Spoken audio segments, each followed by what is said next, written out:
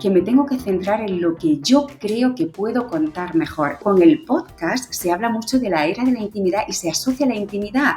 ¿Por qué? Porque te está hablando una voz.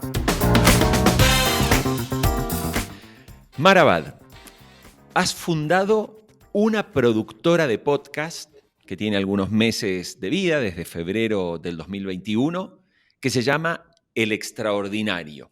¿Qué perspectivas le ves al mundo de ese audio digital, también llamado podcast, audio on demand, como uno prefiera? ¿Qué perspectivas tiene ese mercado desde alguien que crea una empresa de podcast? Pues desde que creamos El Extraordinario a principios de este año, y fuimos 2 personas, también un socio que se llama Marcus H. y yo, lo que queríamos era ver qué estaba pasando en el mundo del audio. Nosotros veníamos de una revista impresa, pero sabíamos que ahí había algo muy interesante. Nos parecía que había que explorar, bueno, lo que parece que va a ser un poco el mundo más interesante de la comunicación. Nos pasó con las redes sociales, nos pasó con los blogs. Cuando vemos que hay una nueva tecnología, una nueva plataforma de comunicación, siempre nos gusta ver qué está pasando y sobre todo explorar las nuevas narrativas. Sabíamos que el podcasting no era nuevo, pero sigue siendo bastante minoritario, y hablo en particular de España, que es en el mercado donde estamos, aunque por supuesto la aspiración y de quien aprendemos muchísimo es de América Latina, que ahí tenéis unos podcasts grandiosos. Y todo fue pues una suma de lo que nosotros deseábamos, porque hacía mucho tiempo que teníamos ganas de explorar el audio, pero también las posibilidades que se nos planteaban, porque de pronto todas las ofertas que nos venían eran para hacer podcast. Por lo tanto, yo creo que ese equilibrio entre lo que tú deseas y lo que te está pidiendo el mercado o el resto de gente, creo que también hay que escucharlo, y de esa suma pues salió El Extraordinario. Y bueno, llevamos poco, no somos expertos ni mucho menos en oyentes. Sí, a mí me ha apasionado la radio toda la vida, pero creo que el podcast tiene otras características. Es más reposado, como cuando hablamos en la información de la actualidad, breaking news, o de un periodismo en profundidad, de largo aliento o largo alcance. Pues el podcast, bueno, se puede hacer muy rápido, pero también tiene esa narración más pausada, y esa es la que más nos interesa a nosotros. Mar, recién decías una frase que me quedó sonando. Les estaban pidiendo podcast, ¿no? Y ustedes desde esta productora, El Extraordinario, en estos meses de experiencia, ¿no? ¿Cómo ha sido la recepción? Tanto por los podcasts que producen a nivel de audiencia, pero sobre todo me interesa saber qué pasa también con el mundo de las empresas o de los anunciantes. Pues la parte periodística, muy bien, estamos muy contentos. Hemos lanzado 3 series: Vacunas, que es divulgación científica; La fucking condición humana, que es más un programa de temas más sociológicos, antropológicos; y después Crímenes, el musical, que es una suma de historia, arte y ciencia también, porque se habla de la ciencia forense. Pero a la vez, y afortunadamente, cuando haces productos periodísticos que gustan, las marcas vienen enseguida. Desde el primer momento estamos haciendo también branded content, y esa es nuestra vía de financiación. Ya en la empresa periodística que teníamos antes nos dimos cuenta muy pronto que la manera de financiarnos era el branded content. La información a día de hoy, por desgracia, no se paga, sobre todo si eres una empresa pequeñita, si eres flexible, si eres ágil. Y entonces, bueno, como queremos hacer periodismo, tenemos una parte dedicada al branded que es la que nos permite hacer el periodismo que queremos hacer. Si uno tuviera que definir por la experiencia del trabajo que tú has hecho, y sobre todo para ya sea gente de radio o gente que queremos hacer podcasting o que hacemos podcasting, si tuvieras que definir una especie de ABC para empezar, como lo has hecho tú al fundar El Extraordinario, en estos meses de experiencia, ¿qué recomendaciones le darías a alguien que está empezando la idea de hacer un podcast ¿sí? O que aquí en América Latina está pensando en la idea de crear una productora, o una radio que está pensando en decir, oiga, yo quiero hacer una división de podcast. ¿Con qué empieza? Yo empezaría estudiando muchísimo, que es lo que hicimos nosotros, ver el mercado, ver los podcasts que más nos gustaban, ver las distintas narrativas. Primero estudias todo lo que puedes y luego tienes tu visión, qué quieres hacer. Y en lo que creo cada vez más, sobre todo como periodista, es contar las historias que de verdad te crees y que de verdad sientes. Hay tantísima información que yo creo que ya las voces que nos gusta escuchar son las voces de la autenticidad. Claro que una historia periodística la tienes que investigar, te tienes que documentar, tienes que buscar a las mejores personas posibles para entrevistarlas, pero en un formato como es el podcast, que tiene esa intimidad, esa cercanía, en tu voz se oye si te lo crees, si no te lo crees, si te apasiona, si estás poniendo tu vida en esa historia que estás contando. Y de hecho, muchos de los podcasts que más nos gustan son historias sentidas. Y creo que eso no significa que le quitemos pues toda la honestidad o que sean datos verídicos. No, no, no, no. Pero, por ejemplo, si yo no sé nada de fútbol, ¿para qué voy a hablar de fútbol?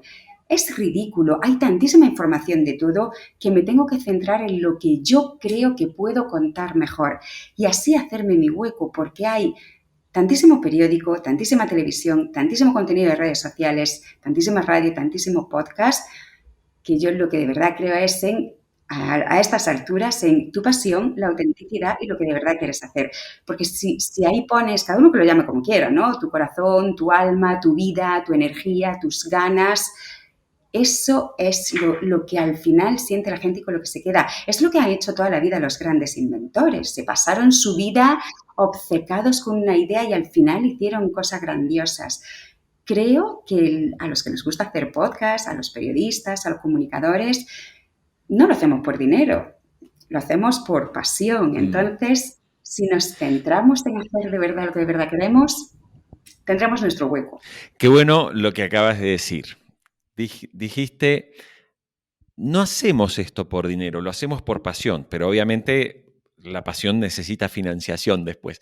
Entonces, dicho esto, mucha gente que empieza un podcast o incluso una radio, cuando quiere poner en marcha un podcast, casi en lo primero que piensa es, ¿cómo le saco plata a esto? ¿No? O sea, el santo grial del podcaster es, quiero hacer un podcast y cómo le saco dinero. Nuestra fórmula, que afortunadamente vino prontísimo, ha sido el branded content, porque ya en La fucking condición humana, en el 4º capítulo, tuvimos una mención publicitaria de HBO, que además es a mí me parece una marca muy interesante para que quisiese estar en un capítulo nuestro y a mí pues me hizo mucha alegría, ¿no? Porque, que una marca así confíe en ti, pues al final vamos a hablar de palabras de negocio, ¿no? Te da reputación también que una marca así invierta en una serie y una productora que acaba de empezar. Pero bueno, vivir de publicidad no es fácil, no está en nuestra estrategia de negocio. Luego hay unas opciones, como las membresías o como los socios. Ahí estamos viendo, estamos explorando. Creo que lo que puede llegar es muy poquito. Yo ahí no confío, o sea, un muro de pago se lo puede poner un gran periódico. Pero los podcasts te pueden pagar un poquito, puede haber una pequeña suscripción o que alguien done lo que quiera o puede haber fórmulas como Twitch, vale, pero yo creo que eso es calderilla.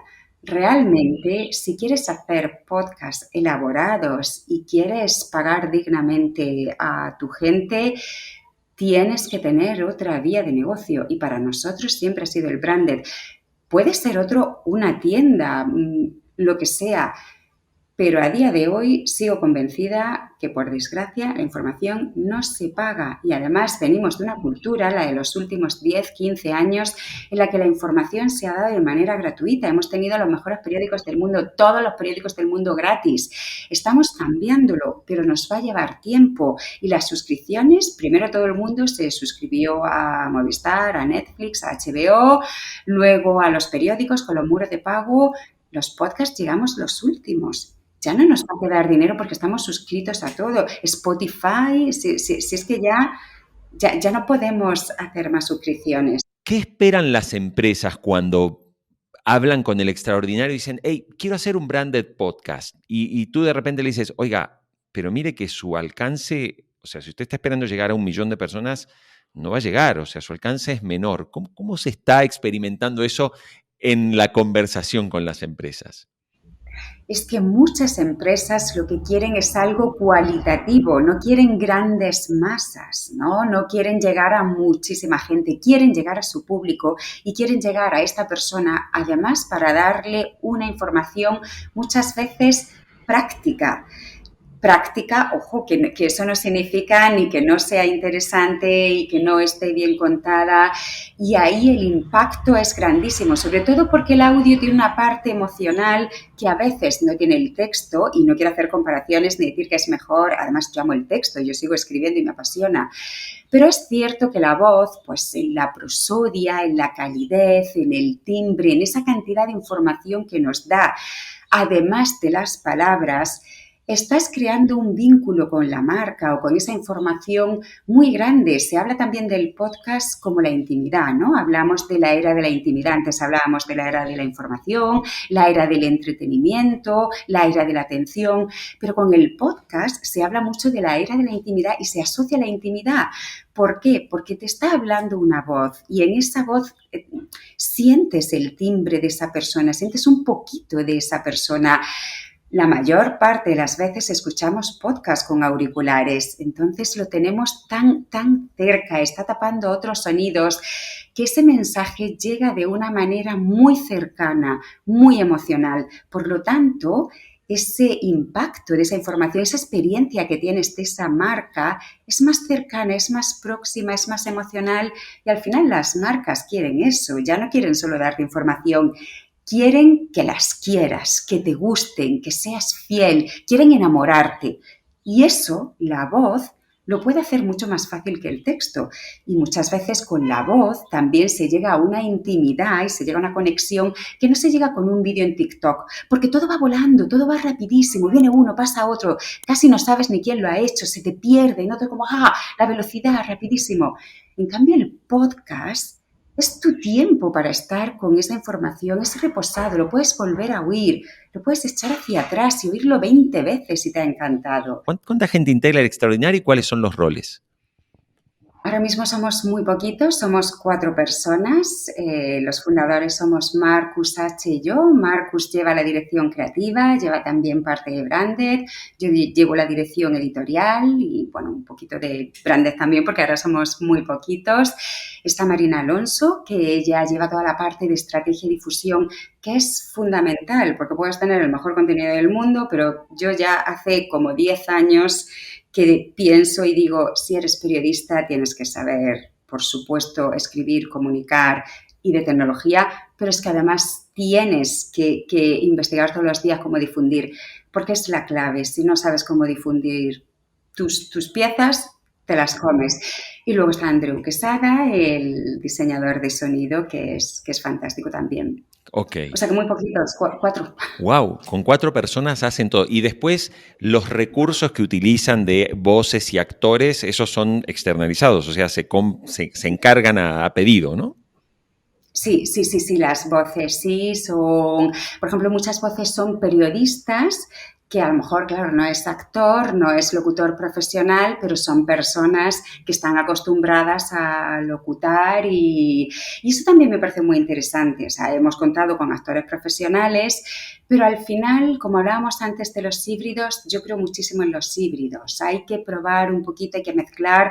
A mí me encantaría tener un físico en el extraordinario porque, claro, todos venimos de una mente de comunicación, pero si de pronto tienes a alguien a tu lado, un físico, un matemático, que piensa de manera completamente distinta, es la que te va a aportar otras visiones, hacer cosas distintas y salirte de tus rutinas, que aunque luche contra ellas, ahí las tienes y ahí las vas a tener siempre. ¿Es caro producir cada episodio del Extraordinario con ese nivel de calidad de sonora, de musicalización y de producción? Por supuesto. O sea, nosotros la inversión que hemos hecho es queremos hacer podcast de calidad. Incluso cuando nos ponemos a soñar y a echarle ilusión, decimos, queremos hacer cine sonoro, pero cine no de ficción. Queremos contar historias periodísticas, pero que suenen a cine, que sean envolventes, que conmuevan, que emocionen, que te estés informando, pero a la vez tengas una experiencia. Y eso requiere tiempo, que la verdad ahí tampoco tenemos mucho, ojalá tuviésemos mucho más, pero claro, si es la dedicación de vamos a cuidar mucho el diseño sonoro. Por ejemplo, en La fucking condición humana, cada capítulo tiene músicas originales para ese capítulo. Hay una banda sonora creada, compuesta por un artista para una historia periodística. Eso se lleva tiempo, se llevan muchísimas horas, se lleva muchísimo esfuerzo, se lleva mucha búsqueda, se llevan muchos vinilos, se lleva mucho probar, mucho testear, pero claro, al final tienes que optar, ¿no? ¿Quieres hacer mucho contenido o quieres hacer poco, pero muchísimo más cuidado? Y nosotros, por el modelo que hemos optado, es por documentales sonoros que queremos cuidar muchísimo, ¿no? Y aparte, bueno, pues pueden ser como un poquito, sin que suene pretencioso, pero nos gusta la belleza, nos gusta el arte. Creo que lo periodístico está perfectamente unido con el arte o con la ambición incluso de pasarlo bien, de que haya músicas bonitas, que haya efectos de cine. Eso no quita rigor ni honestidad a lo que se cuenta ni una información. Somos personas que vivimos en un momento con tantos estímulos, con una cultura audiovisual tan brutal, que creo que entregar así una voz simplemente cruda, sin nada más, o está muy bien si lo que se dice es magnífico y muy inteligente, ¿no? Pero creo que debemos aspirar a aderezar un poquito más las cosas. Mar, yo pensaba mientras te oía la particularidad que tú vienes de hacer una revista como Yorokubo que me parecía sensacional. Sobre todo yo leía mucho del contenido que estaba disponible desde América Latina online, ¿no? Me parecía sensacional. He tomado para dar talleres, muchas cosas de ustedes en algún momento, talleres vinculados a la redacción, a la forma de escribir, la forma periodística, y he recomendado mucho de lo que ustedes producían. Pero fíjate qué curiosidad. La producción que tú has dirigido, tanto en Podium Podcast como ahora en El Extraordinario, es una producción de muy alta calidad. Y llama la atención que las mejores producciones sonoras y de audio no están saliendo de gente del mundo de la radio. Está viniendo de gente que viene, o del mundo, bueno, revistas, el caso del New York Times. El podcast informativo, el daily podcast más comentado en el mundo es el podcast del New York Times. ¿Por qué no es de Caracol? ¿Por qué no es de RCN? ¿Por qué no la SER tiene un daily podcast escuchado por millones de españoles? Lo tiene un periódico.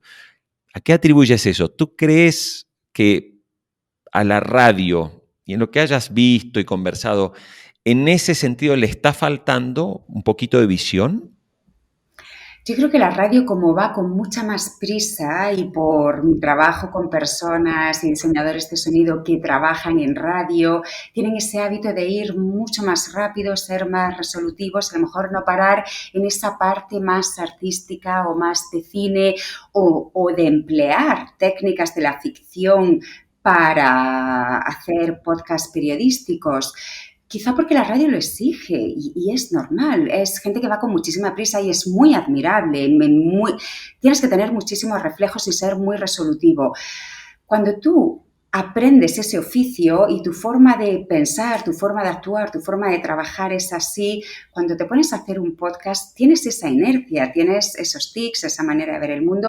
Y en cambio, los diseñadores de sonido que se han formado en el podcast o que son artistas, que no vienen ni de la radio ni del podcast, pero lo están haciendo, tienen una sensibilidad distinta. Y aquí no hablo ni mejor ni peor, ni mucho menos. Hay grandes maestros de la radio y yo amo la radio, soy cautiva de la radio, pero creo que también las condiciones de trabajo hace que pues, seamos más rápidos, más resolutivos y más de efectos y más de resolver o... Bueno, pues a veces trabajas con artistas que no son tan resolutivos y que necesitan muchísimo más tiempo, pero claro, luego te dan unas joyitas que las tienes que oír 15 veces para saborearlas bien. En el libro de Gorka Sumeta, ¿no? sobre la radio, hay todo un capítulo en el que él habla de que de alguna forma el podcast es la evolución de la radio. Pero ¿cómo ves el escenario de la radio en los próximos años ante un inevitable crecimiento de formatos como el podcast y del audio on demand? Yo cuando veo esas luchas lo primero que hago es reírme muchísimo porque eso es un clásico. Si vamos, por ejemplo, a principios del 20, en los periódicos decían, la radio acabará con la prensa escrita. No acabó. Luego llegó la televisión y el pánico, la televisión acabará con la radio y los periódicos. Y no acabó. Entonces, yo creo que convivirán. Se influirán mutuamente porque ya se están influyendo y según las políticas de cada grupo de medios, pues el podcast tendrá más presencia o menos. Lo estamos viendo, por ejemplo, ahora con Prisa Audio, ¿no? Pues quieren que el podcast tenga más presencia que la radio. La radio a veces lo mira con desconfianza porque, pues le van a quitar su cuota de atención. Pero yo creo que es una ley natural van apareciendo nuevas plataformas, nuevos medios, nuevos consumos, nuevos hábitos de consumo, de medios y se tienen que ir adaptando, pero tomarlo como una lucha no lleva nada más que al recelo, a estar a la defensiva. Yo creo que siempre es mejor decir, hay una nueva plataforma, ¿qué podemos hacer juntos? ¿No? ¿Cómo podemos interactuar? ¿Cómo podemos mezclarnos? Y además es que tienen que convivir mutuamente. La radio ahora mismo es mucho más del pulso de qué está pasando ahora mismo, ¿no? Noticia de última hora, mira lo que nos acabamos de enterar, ha pasado esto. El podcast requiere más elaboración. Pues son momentos de consumo distintos, pero estas guerras que ocurren siempre, yo pienso que en el fondo son guerras por mantener un puesto de trabajo, porque todos los formatos son buenos, todos se complementan y al final es cuestión de la evolución y triunfarán los que los oyentes, las personas y el público quieran. Si hay un evento de radio con 500 ejecutivos hispanoamericanos y tú subes al escenario y das una charla y hablas del audio, del podcasting, pero en el final te preguntan, me dicen, oiga, denos 3 consejos a los que manejamos la radio. ¿Qué deberíamos hacer? Más documentales sonoros, escuchar la BBC y probar, experimentar mucho. Tengo la sensación de que la radio es muy antigua, sobre todo los programas de magazine, a veces parece que están hechos hace décadas y que no actualizan a las personas mayores. Sabemos que los magazines de la radio lo oyen sobre todo personas mayores, no personas jóvenes. Pero ¿por qué no hacemos una radio un poquito más joven para actualizar a las personas mayores? En vez de hacer una radio que a veces la oye y dices, pero madre mía de mi vida, si es que parece que estamos en los años 50 y es que además es como que hacemos más conservadora a la gente conservadora. Creo que hay que arriesgarse un poquito más y arriesgarse al principio supone un choque, incluso al principio puede generar un rechazo, pero a la larga puede funcionar muy bien y eso también es lo que nos han enseñado grandes marcas que aunque la publicidad y la comunicación comercial no tiene nada que ver con el periodismo, pero tenemos que aprender de todo. Tenemos que aprender de los videojuegos, tenemos que aprender del entretenimiento, tenemos que aprender de la publicidad. Hay que arriesgarse más y somos terriblemente conservadores. ¿Y qué pasa cuando somos tan conservadores? Que la gente se va a Twitch porque es más divertido, la gente se va a TikTok porque tiene muchísima más variedad, la gente se va a los podcasts porque escuchas temas que no te encuentras en la radio, escuchas hablar de historias de flamenco, escuchas hablar de crímenes en un musical, escuchas cosas que en la radio no oyes. Más valentía y más riesgo con lo malo que pueda llevar, ¿no? Claro. Pero si no te mueves... Estás jodido. Estás bien jodido. Sí. Mara Abad, muchísimas gracias por participar y aceptar esta invitación en Mediaventurados.